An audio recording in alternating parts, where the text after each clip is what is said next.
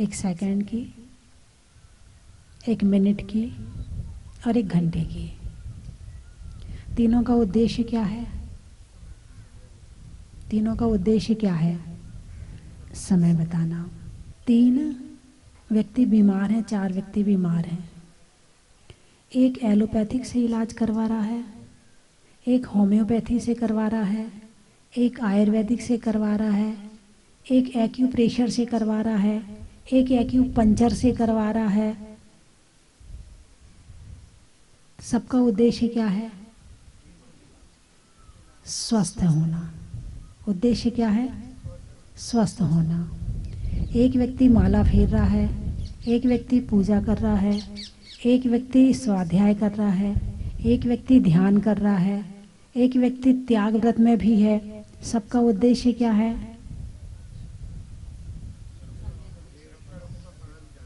सबका उद्देश्य है धर्म करना। सबका उद्देश्य है धर्म करना। हम धर्म किसी भी माध्यम से कर सकते हैं। अक्सर लोग सोचते हैं कि नहीं, जब मंदिर में जाके बैठेंगे तभी धर्म होगा। कई बार ऐसा होता है कि चौका लगाते हैं, पूजा करने का टाइम ही नहीं मिल पाता है। होता है कई बार, है ना। जिनका संकल्प पूजा करना है उनकी बात तो अलग है कि भाई उन्होंने संकल्प लिया तो करना ही पड़ेगा। लेकिन बाई चांस कभी ऐसी स्थिति आए कि एक तरफ तो अर्घ चढ़ाने वाली बात है और एक तरफ साधु को आहार देने वाली बात है, करना दोनों में है। करना दोनों में है। विशुद्ध परिणाम करना धर्म का उद्देश्य है। आत्मा की विशुद्धि, कषायों से दूर होना, पापों से दूर होना, ये धर्म का काम है। कोई माला फेर रहा है और ध्यान में बैठ के पाप और कषायों से दूर है। कोई पूजा कर रहा है तो पाप और कषायों से दूर है। कोई चौका बना रहा है, कोई आहार दे रहा है, तो वो भी पाप और कषायों से दूर है।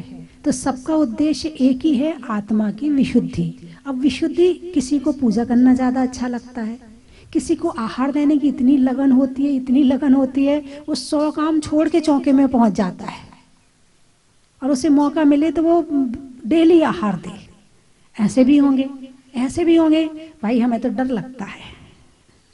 बापू नगर में कैसे वाले हैं?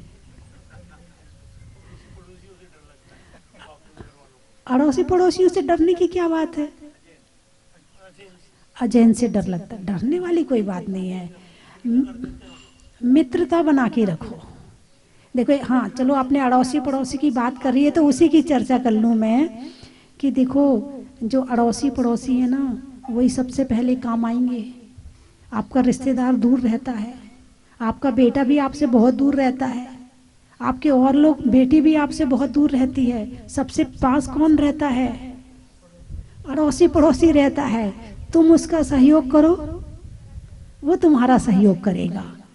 मित्रता यदि सबसे ज़्यादा बनानी तो मित्र से ज़्यादा मित्रता अड़ोसी पड़ोसी से बना के रखो, क्योंकि सबसे पहले यदि कुछ हुआ तो सबसे पहले वही काम आएंगे। यदि तुम्हारे घर से कभी आवाज़ आनी बंद होगी ना तो सबसे पहले असर उन्हीं को ही होगा। आज क्या बात है, आज आवाज़ नहीं आ रही है? आज वो इतने बजे तो बाहर निकल के आ जाते थे, आज अभी तक नहीं आए। उनकी लाइट इतने बजे बंद हो जाती थी, आज तो अभी तक खुली, बात क्या है? आज जल्दी सुबह, आज लाइट क्यों नहीं खुली? आज क्या हुआ? सबसे पहले कौन काम आएगा? पड़ोसी काम आएगा। लेकिन पढ़े लिखे पड़ोसी, ये पुराने पड़ोसियों की बात है, ये पुराने पड़ोसियों की बात है। आजकल तो जो एक मंजिल में बाजू वाले फ्लैट में भी कौन रहता है, इस बात का पता नहीं चलता है। पहले का जमाना एक दूसरे का सहयोग करके जीने का था और अब स्वार्थी जमाना ज़्यादा आ रहा है। तुम जानो, तुम्हारा काम जाने, मैं जानूं, मेरा काम जाने। तुम मुझे डिस्टर्ब मत करो, मैं तुम्हें डिस्टर्ब नहीं करता। यदि तुम किसी के यहाँ बातचीत करने पहुँच जाओ ना तो कहते ये कहाँ से आ गया? शांति से बैठे थे, अपना टीवी देख रहे थे, मोबाइल देख रहे थे, इसको और अभी परेशान करने आना था। बोलिए, आज का ज़माना ये है कि नहीं है? आजकल के बच्चे नानी के यहाँ जाने तैयार नहीं होते। राजस्थान के तो चले जाते हैं, दिल्ली की बात कर रही हूँ, कहीं और की बात कर रही हूँ। जयपुर के भी चले जाते। जयपुर में तो हाँ, जब मैं राजस्थान में शुरू में आई थी तो ये बहुत दिनों के बाद मैंने देखा कि जो महिलाएं हैं वो गर्मियों में अपने पीहर जा रही हैं। ऐसा पहले होता था, लेकिन राजस्थान में अभी भी हो रहा है। इसका मतलब ये संस्कृति राजस्थान में अभी भी अच्छी तरह से पनप रही है। नहीं तो आजकल ऐसा कल्चर आ गया कि बच्चे नानी के यहाँ जाने तैयार नहीं होते, मामा के यहाँ जाने तैयार नहीं, तुम जाओ मम्मी, हमें नहीं जाना है। अब मम्मी बच्चे नहीं जा रहे तो मम्मी कैसे जाए? उन्हें खाना कौन खिलाएगा, उनका खाना कौन बनाएगा, उनका देखभाल कौन करेगा? तो कल्चर बहुत अलग आ रहा है ऐसे समय में जहाँ एक इंसान दूसरे से बात करने तैयार नहीं है, जहाँ बेटा मोबाइल में बात कर रहा है किसी और से और माँ बात करने आए तो माँ डिस्टर्ब मत करो। जो सामने माँ खड़ी है उससे बात नहीं कर रहा, जो यहाँ नहीं है उससे बात कर रहा है। ऐसा जमाने में धर्म करना और करवाना बड़ा मुश्किल का काम हो गया है, बड़ा मुश्किल का काम हो गया है। और पढ़े लिखे लोग तो सबसे पहले तर्क करते हैं। अभी चर्चा आई थी, जब जो गोष्ठी थी उसमें चर्चा आई थी, तो उसमें मैंने जो 4 ध्यान की बात आई थी, तो 4 ध्यान में पहला ध्यान बताया था मैंने कि आज्ञा पाए धर्म ध्यान। आज्ञा पाए धर्म ध्यान, आज्ञा शब्द आया। इस आज्ञा से क्या मतलब है? इस आज्ञा से मतलब है कि भगवान ने जो कहा है उसको मानना। अब ये पता नहीं है कि रात्रि भोजन करने से क्या होता है, पाप लगता है, क्या लगता है, जीव हत्या होती, कुछ नहीं पता है। लेकिन बस एक ही बात है, श्रद्धा भगवान महावीर पर है, उन्होंने जो कहा है वो सही कहा होगा। अभी पता नहीं है, ज्ञान नहीं है कि क्यों नहीं करना चाहिए। और फिर भी रात्रि भोजन छोड़ दिया। क्यों छोड़ दिया? क्योंकि भगवान ने कहा है। ये आज्ञा पाए नामक धर्म ध्यान है और ये सम्यक दर्शन भी है। ये नहीं पता कि पूजा करने से क्या होता है, लेकिन भगवान ने कहा है पूजा करनी चाहिए, पूजा करे जा रहे हैं। ये भी धर्म ध्यान है, आज्ञा पाए नामक धर्म ध्यान है। तो लेकिन आजकल की पढ़ी लिखी फैमिली, पढ़े लिखे बच्चे, पहले बताओ होता क्या है? प्रॉफिट हो तो करें, कुछ मिले तो करें, भगवान पास कर रहे हो तो करें, मंदिर जाएं, भगवान हमारी नौकरी लगवा रहे हो तो मंदिर जाएं। यानी हर व्यक्ति प्रॉफिट में जी रहा है। निष्काम धर्म, निस्वार्थ धर्म जिसे कहा जा रहा है, उस तरफ आज किसी का ध्यान नहीं है। धर्म का फल तो पहले तुरंत ही मिल जाता है। आप यहाँ बैठे, आपको शांति मिल रही कि नहीं मिल रही? अरे बोलिए ना, मिल रही कि नहीं मिल रही? मिल रही ना, शांति मिल रही है। सबसे पहला फल तो यही है। दूसरी बात, ज्ञान मिल रहा है, दूसरा फल ये हो गया। फिर ज्ञान से क्या होगा? ज्ञान क्या करेगा जीवन में? मैं उस ज्ञान की बात नहीं कर रही जिससे इंजीनियर बनते हैं, डॉक्टर बनते हैं। और बेचारा पढ़ के बन पाए ना बन पाए ये भी कोई गारंटी नहीं है। पढ़ते तो बहुत लोग हैं, बनते बहुत कम है। पढ़ते बहुत हैं और बनते बहुत कम हैं। तो जो ज्ञान है, धर्म ज्ञान है, वो हमें पापों से बचाता है, बीमारी से बचाता है। बीमारी शब्द का प्रयोग किया मैंने क्योंकि सबसे पहले तुम प्रॉफिट चाहते हो। धर्म का फल बताओ, धर्म का फल क्या है? जो व्यक्ति धर्मात्मा होता है उसे मानसिक बीमारी नहीं होती है, उसे हार्ट की प्रॉब्लम नहीं होती है, उसे शुगर की प्रॉब्लम नहीं होती है। ये सारी प्रॉब्लम, उसे डिप्रेशन नहीं होता है। ये सारी प्रॉब्लम तब होती है जिसके दिमाग में बहुत टेंशन होती है। और धर्म का काम है टेंशन से दूर करना। क्या काम है धर्म का? टेंशन से दूर करना।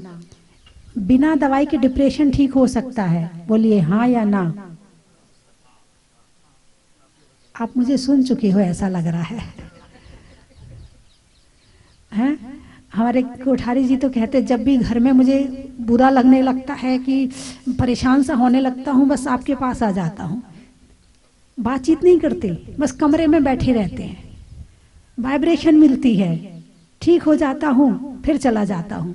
फिर लगता कि घर में फिर वही परिस्थिति शुरू हो गई है दिमाग में, फिर आ जाता हूँ। क्या मिलता है यहाँ? एनर्जी मिलती है, ऊर्जा मिलती है, जीने की ताकत मिलती है, हैं? और कष्टों से मुक्ति मिलती है। अभी जो एक MNIT के प्रोफेसर हैं वो आए, तो बोले हमारे यहाँ तो आए दिन लड़के कभी अपने हाथ से कांच तोड़ रहे हैं, कभी नस काट रहे हैं, कभी कुछ कर रहे हैं, कभी कुछ कर रहे हैं। भाई कारण क्या है?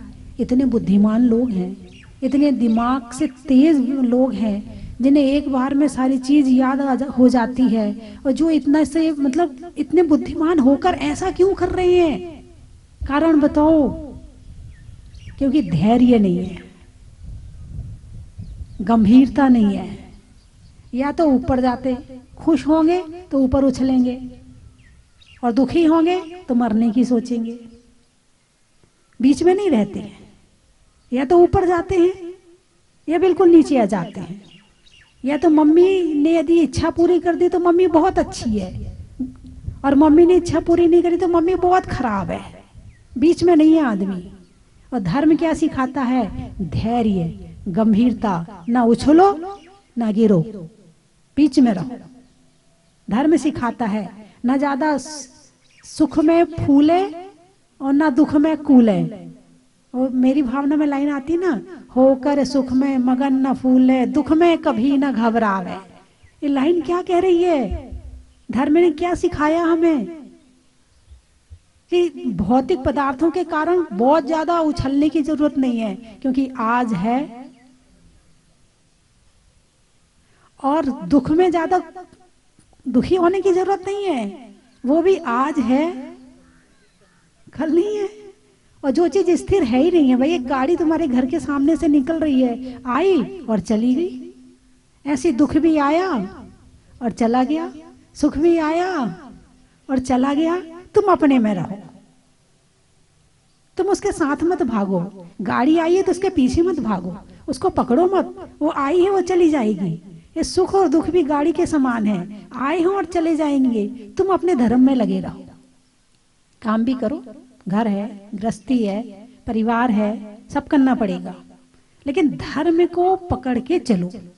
एक व्यक्ति मेला देखने गया, अपने बेटे को ले गया। बेटा उंगली पकड़ के चल रहा था पापा की। भीड़ में इतनी थी। अब तो मेले में भीड़ कम होती होगी, पहले बहुत भीड़ होती थी, क्योंकि मनोरंजन का साधन केवल मेला ही था। तो गया। अब जाने के बाद वहाँ भीड़ ज्यादा होने की वजह से बेटे की उंगली, पिता की उंगली बेटे के हाथ से छूट गई। जब बेटा मेले में गया था तो बड़ा खुश हो रहा था। अरे गुब्बारे की दुकान है, अरे खिलौनों की दुकान है, अरे मिठाई की दुकान है, सारी चीजें देख देख के बड़ा प्रसन्न हो रहा था। अब जो है उंगली छूट गई, अब रो रहा है वो। अब वो रो रहा है। अब वो कहीं चला गया और पिता कहीं चले गए। मेला वही है क्या? मेला वही है। पहले खुश हो रहा था और अब रो रहा है। कुछ समझ में आया नहीं आया? पहले क्यों खुश हो रहा था? पहले क्यों खुश हो रहा था? पहुंचो जहां मैं पहुंचाना चाहती हूं आपको। क्यों खुश हो रहा था पहले? पिता की उंगली बेटे के हाथ में थी। बस उंगली का ही तो फर्क है। एक इतनी सी उंगली पकड़ा था वो, और इतनी सी उंगली छूटी, मामला उल्टा हो गया। ऐसे ही धर्म की उंगली पकड़कर जब तक हम इस संसार में चलेंगे तो ये संसार हमें अच्छा लगेगा, और जिस दिन धर्म की उंगली छोड़ दोगे उस दिन संसार तो यही रहेगा, मगर दुख के अलावा कुछ और नहीं रहेगा। तुम क्या सोचते, जो आने वाली पीढ़ी ऊपर से दिखती है कि बहुत बढ़िया, बहुत खुश है, ये बहुत खुश है कि वहां जाके जो नशा करते हैं, वहां जाके जो दुनिया भर के काम करते, उससे क्या वो खुश होते? जितना वो खुश होते हैं उससे कहीं वो गहरे गड्ढे में जा रहे हैं। किसी की मानने तैयार है नहीं। कल चर्चा हो रही थी, बोले पहले इंसान एक दूसरे के अधीन रहता था। भाई लेडीज कमाती नहीं थी, तो पति के अधीन रहती थी। तो जो जिसके अधीन रहता है उसकी बात मानता है, जो जिसके अधीन रहता है उसकी बात मानता है, और बात मानने में हजारों गलती और हजारों बुराइयों से बच जाता है। आप इस बात को मानो या ना मानो, एक दूसरे का भय रहता है। पति को भय है पत्नी का, वो लड़ेगी, पत्नी को भय है पति का, वो डांटेगा। तो ऐसे एक दूसरे के भय से हजारों गलती और हजारों बुराई होने से बच जाती हैं। लेकिन अब हो गया अर्थयुग, पैसे का जमाना। लड़कियां भी खूब चोरी करने लगी, खूब डकैती करने लगी। लड़कियां भी जो काम लड़के करते थे जितने बुरे, वो सारे काम आज 50% तो करने लगी, 50 अभी बची हुई हैं। और अभी कल भैया बता रहा था कि पता नहीं कौन सी कंपनी क्या है, उसकी रिपोर्ट बिल्कुल पक्की होती है। 14% जैनी, अखबार में आ गया, दिव्य भास्कर गुजरात के पेपर में, और उसकी रिपोर्ट पक्की होती है। हाँ, मतलब अर्थ युग आ गया। एक दूसरे से बंध के रहो। जो बंध के रहेगा वो बहुत बचा रहेगा। अभी भी यदि बच्चे माता पिता से बंधे रहेंगे वो भी बहुत बुराइयों से बचे रहेंगे। बहू यदि सास से बंधी रहेगी बहुत ज्यादा बुराइयों से बच जाएगी। और सास की रोक टोक जब तक रहेगी तब तक बहू भी बिल्कुल सही रहेगी। और रोक टोक जिस दिन बंद हो जाएगी, बहू कहाँ जाएगी उसका पता नहीं चलेगा। और सास को भी बहू का डर रहता है। कहते ना वो खा लो जब तक बहुएं नहीं है, और पहन लो नहीं, खा लो जब तक बहुएं नहीं है, और पहन लो जब तक लड़कियां नहीं है। फिर रोक टोक शुरू हो जाती है। अब हाँ, सास को भी सोचना पड़ता, बहू आ गई है, अब अभी तो बार बार खा लेती थी, अब उसके सामने खाऊंगी तो अच्छा नहीं लगेगा। तो ये सारी बातें बड़ी एक हमारे यहाँ मीनिंगफुल थी। इन सब बातों का अर्थ था। यदि जीवन में तुम्हारा कोई टोकने वाला है तो अपने आप को पुण्यवान समझना। यदि तुम्हें कोई कहने वाला है कि ऐसा क्यों कर रहे हो, ऐसा मत करो, ऐसे किया करो, यदि तुम्हें कोई कहने वाला है ना, अपने आप को पुण्यवान समझना।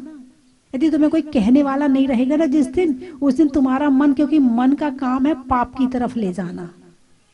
मन का क्या काम है? मन को यदि खाली छोड़ दिया तो मन का काम है कि वो पाप की तरफ ही लेके जाएगा।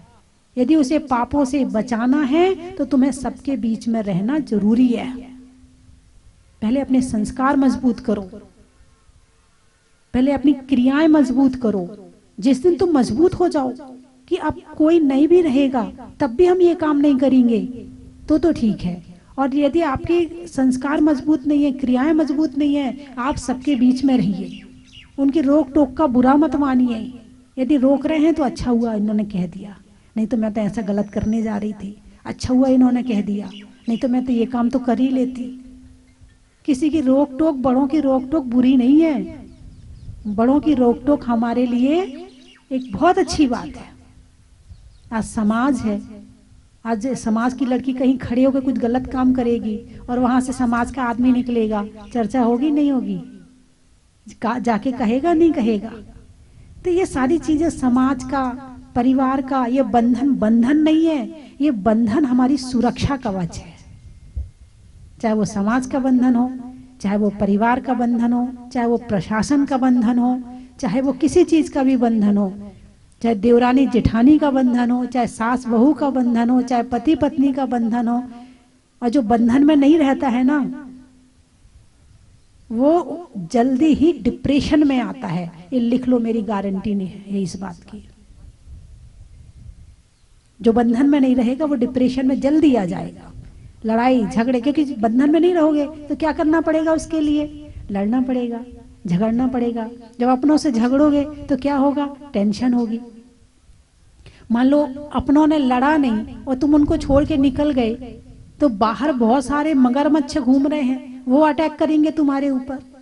कहाँ कहाँ बचोगे, कहाँ कहाँ भागोगे? इससे अच्छा है कि परिवार और समाज के बंधन के बीच में रहें, तो इसमें धर्म भी होगा, सुरक्षा भी होगी, शांति भी होगा, सुख भी होगा और बीमारियों से भी बचोगे। तो धर्म करने के लिए जरूरी है कि परिवार के बीच में रहो। अकेला व्यक्ति के धर्म में मन नहीं लगता। आप प्रैक्टिकल करके देख लेना। यदि कमरे में यदि 4 जने स्वाध्याय कर रहे हैं तो 5वां सोचेगा चल मैं भी बैठ जाता हूं, अपने आप उसका मन करेगा। और अकेले रहोगे तो बस वही मोबाइल लेके बैठे रहोगे, कभी ये चलाओगे, कभी वो देखोगे, कभी वो बटन चटकाओगे, कभी वो करोगे, उसी में लगे रहोगे। तो धर्मात्मा के साथ रहोगे तो धर्म बढ़ेगा, और अकेले रहोगे तो पाप बढ़ेगा। लेकिन ऐसा नहीं कि आप धर्म ना बढ़े तो आप लड़ना शुरू कर दो। लड़ाई नहीं करना, बड़े शांति से जिंदगी को जियो। इतनी शांति से जिंदगी को जियो कि जो जिसके साथ तुम रह रहे हो उसे भी अच्छा लगे और तुम्हें भी अच्छा लगे। यदि कलेश करके जियोगे तो ना तुम्हें अच्छा लगेगा और जो तुम्हारे साथ रह रहा है ना उसे अच्छा लगेगा। तो मेरी बात आपकी समझ में आ गई? अरे बोलिए ना बापू नगर वालों, ऊ की मात्रा हटाओ ना।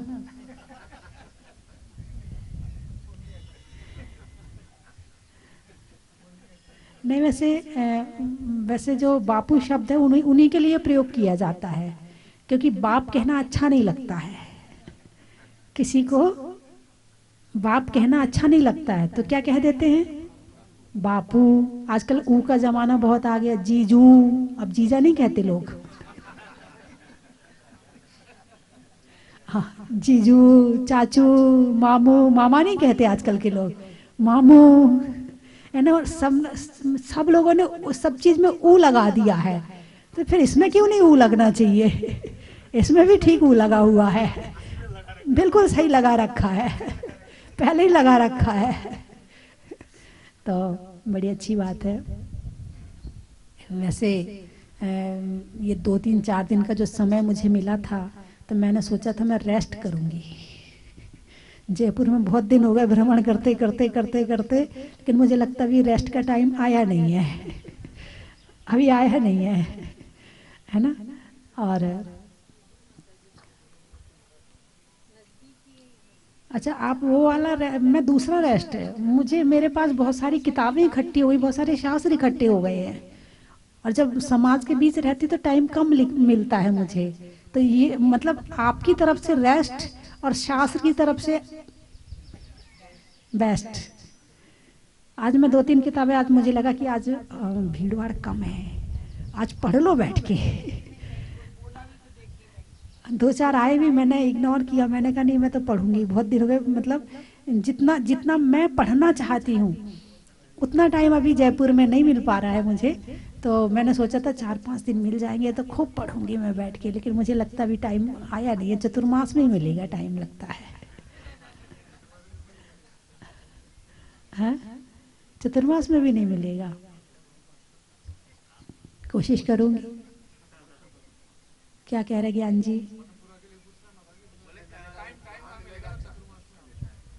चतुर्मास में टाइम नहीं मिलेगा? स्थान तो अभी मैं सोच में पड़ी हूँ कि कहाँ करूँ। जय बोल दिया, अभी तो मैं सोच रही हूँ। आपने तो फाइनली कर दिया। हाँ सही बात है, ज्ञान के पास ज्ञान ही तो रहेगा। वहां बैठ के नहीं होगा, यहाँ भी नहीं होगा, इससे ऊपर वाले में होगा। रास्ता चलो मैं आ रही हूँ, वहीं बता दूंगी, वहीं बता दूंगी। वहीं कोई गली वली दिखेगी तो बता दूंगी कि इस रास्ते पे चलो। हाँ कि आगामी जो कार्यक्रम है वो माता जी का हम लोग उसको सुनिश्चित करें।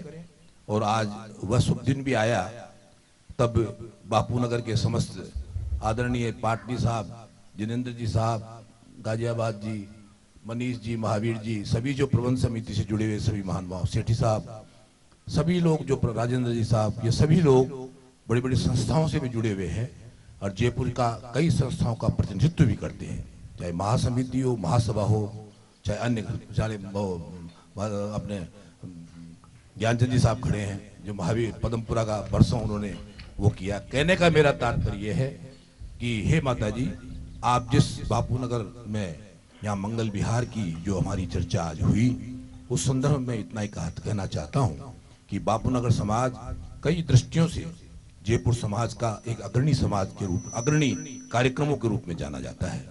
चाहे उद्योगपतियों के रूप में हो, चाहे संस्थाओं के प्रतिनिधियों के रूप में हो, चाहे कॉलोनी में बसने वाले निवासियों की तरफ से हो, और ये जयपुर का हृदय स्थल है, अर्थात दोनों तरफ से जो कॉलोनियां बसी हुई है, उस कॉलोनी में बापू नगर का ये जो संभाग है पूरा ये बसा हुआ है। मुझे प्रबंध समिति का मैं आभार व्यक्त करता हूँ कि आज उन्होंने गण्ययारिका स्वस्ति भूषण माता जी के श्री चरणों में श्रीफल भेंट कर उन्हें आमंत्रित किया। और जैसा कि माता जी ने बताया, सही 7 बजे एक विशाल 7:30 बजे यहाँ पहुँच जाना, 7:30 निकल चलेंगे, 7:30 यहाँ से निकलने का कार्यक्रम रहेगा। तो माता जी का मैं तो आप 1 किलोमीटर तो है, आप बता रहे हो। हाँ, कोई बात नहीं है, थोड़ा कोई बात नहीं। माता जी का जो कार्यक्रम होता है वो सुबह की टाइम बिहार का ही होता है। इनको जागने का समय भी तो देना पड़ेगा, उठने का। तो मैं 7 बजे पहुंच जाऊँ, ये आंख मलते चले आए। अच्छा माता जी आ गई क्या? तो 7:30 बजे एक विशाल शोभा यात्रा भी यहाँ से बने, क्योंकि निकृष्टि है, 1 किलोमीटर ही है, तो काफी से काफी स्त्री पुरुष में सम्मिलित हों, एक धर्म प्रभावना का भी रूप ले।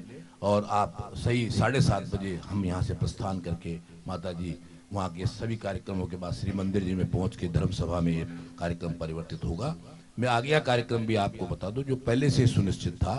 3 तारीख को जोहरी बाजार में माता जी वहाँ पर विहार करेगी आपके यहाँ से, और 4 तारीख को वहाँ प्रातः जो पारंपरिक हमारा जुलूस सुत पंचमी का निकलता है, जो बरसों से करीब 56 सालों से लगातार सुत पंचमी के रूप में वो एक जुलूस जो निकलता है, उसमें माता जी ने अपना आशीर्वाद देने का, उनको आशीर्वाद देने का उनको कह दिया है। और उसमें माता जी बाकायदा जुलूस में चलेंगी और आप सब लोग भी उसमें सम्मिलित होंगे। और तत्पश्चात जैसा कि वो जुलूस किशनपोल, एक चौकड़ी जोहरी बाजार की कुछ चौकड़ी से किशनपोल वाली चौकड़ी में पहुंचता है, और वहाँ पर संगी जी का जो ऐतिहासिक मंदिर है और जो सांस्कृतिक और गवर्नमेंट की दृष्टि से भी कल्चर में जो सबसे बड़ा माना जाता है, वहाँ पर धर्म सभा में परिवर्तित होगा और कार्यक्रम वही होंगे। आगे की सूचनाएं प्रवास समिति की ओर से आपको वही प्रदान की जाएगी। 5 तारीख का नसिया में, शिव जी की नसिया में। इसके बाद कल्याण वहाँ से 5 तारीख का भी सुनिश्चित हो चुका है शिव जी गोधा की नसिया।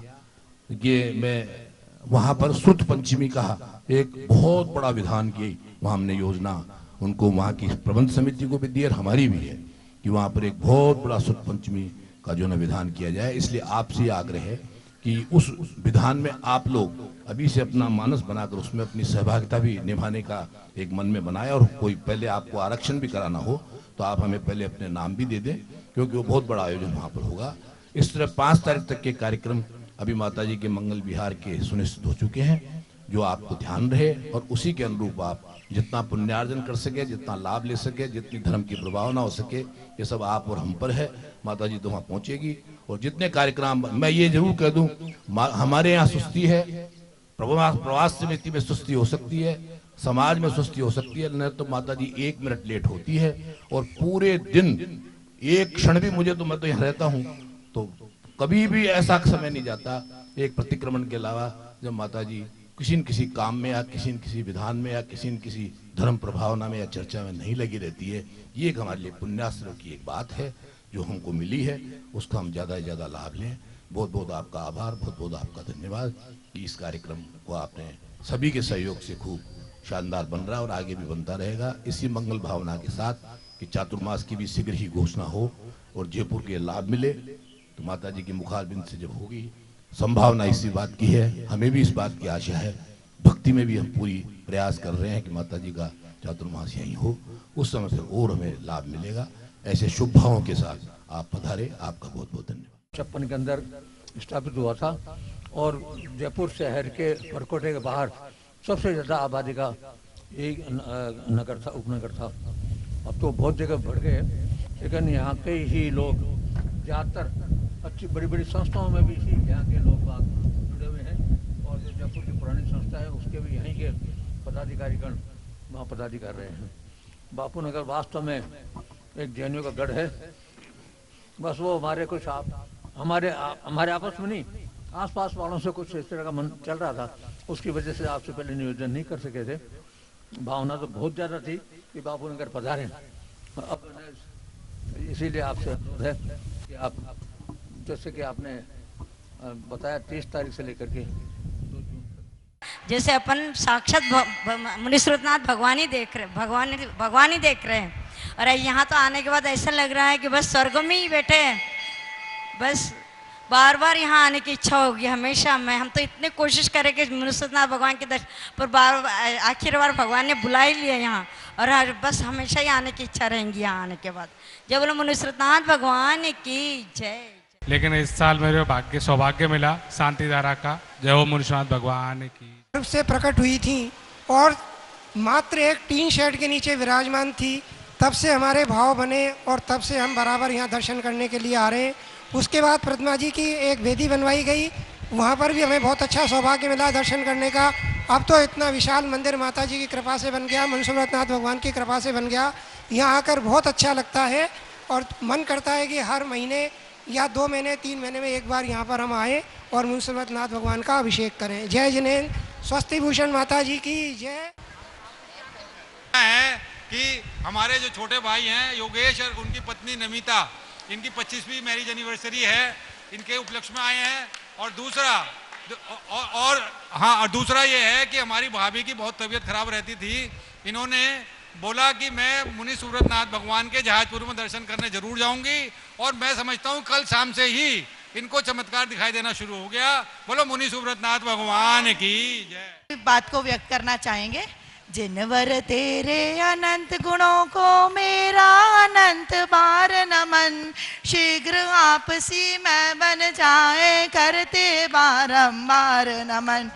वंदे जिनवरम वंदे जिनवरम।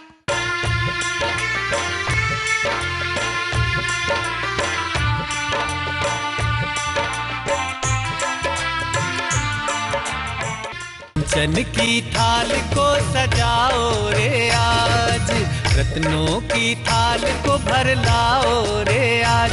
आओ आओ करे रे गुणगान आरती भगवन की। आओ आओ करे गुणगान आरती भगवन की। आओ आओ करे रे गुणगान आरती भगवन की।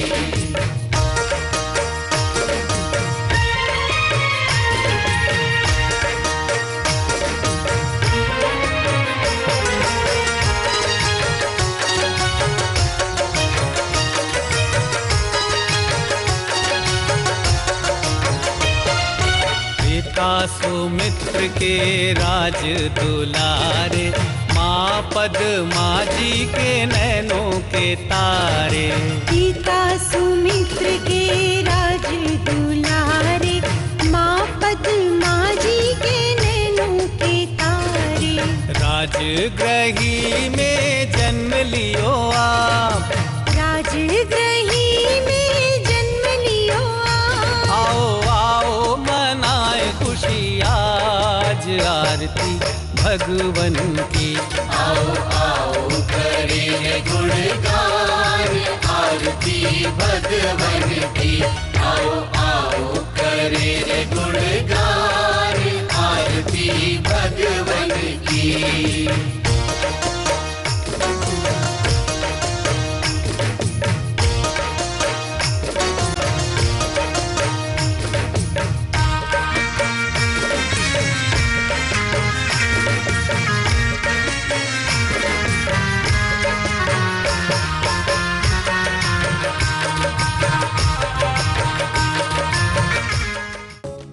परम विदुषी लेखिका गणिनी आरिका रत्न श्री 105 स्वस्ति भूषण माता जी, जिन्होंने मात्र 20 वर्ष में 100 से भी अधिक किताबें लिखकर जैन समाज को अनूठा योगदान दिया है। बड़े बड़े विधान जैसे कल्पद्रुम महामंडल विधान, सिद्ध चक्र महामंडल विधान, इंद्रध्वज महामंडल विधान एवं विशेष जिनपद पूजांजलि आदि महत्वपूर्ण साहित्य बहुत ही सरस, सरल व सुबोध शैली में लिखे हैं, जिसमें गद्य एवं पद्य साहित्य भी समाहित है।